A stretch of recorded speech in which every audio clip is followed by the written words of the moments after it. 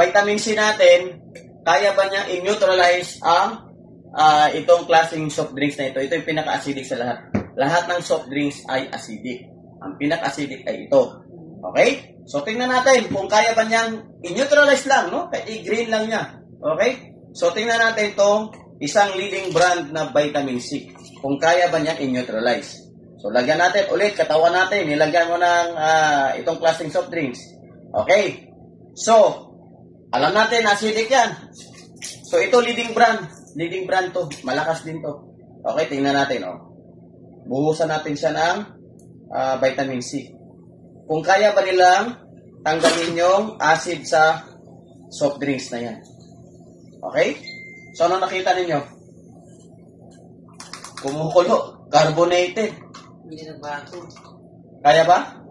Hindi niya kaya. Okay, hindi niya kayang i-regulate yung soft drinks na ito.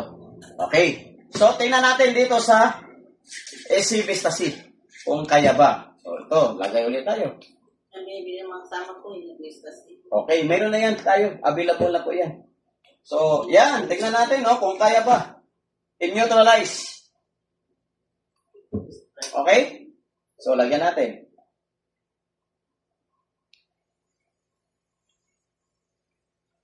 Grabe, oh. So, clear, di ba? Okay, malalaman natin yan. O ito yung unang brand ng vitamin C. Tingnan natin ng pH tester kung kaya ba niyang i-neutralize. Okay, so, hindi niya kaya i-neutralize, guys. So, ano nangyari? Acidic. Di kaya.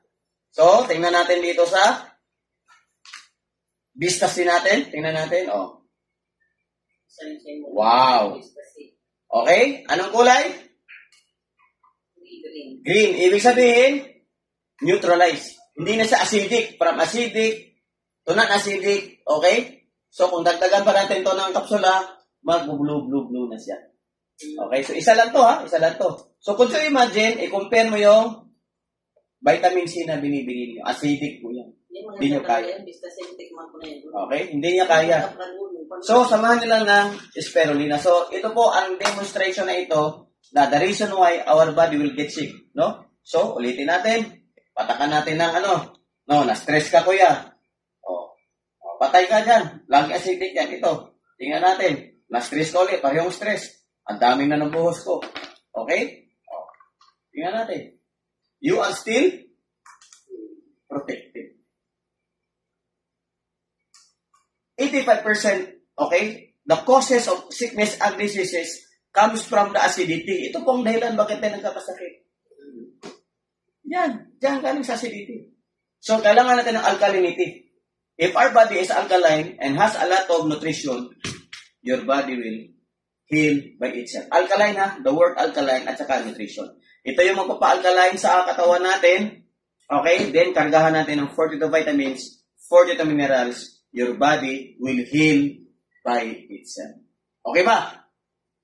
Kuya, okay ba? Okay. Maganda. So, isama natin to, no? Isama natin to. Then, add-on na lang natin yung mga bioresonance therapy natin. Lahat gagawin natin. Kaya mamaya, iyan ko kayo. Therapy ko kayo. Alright? O yan, nakikita ninyo sa demonstration. Okay, ito po yung sa, ayan, sa brand niyan. Ibang brand, leading brand yan. Hindi niya kaya, i-neutralize ang itong soft drinks na ito. O, ito yung sa atin, sa Vista-C. Kaya niyan, i-neutralize, hindi na sa acidic. Okay? At kung ibusan natin to, no? Dagdagan pa natin, what will happen? O, nagiging alkaline na siya. Alright, so maraming salamat. Okay.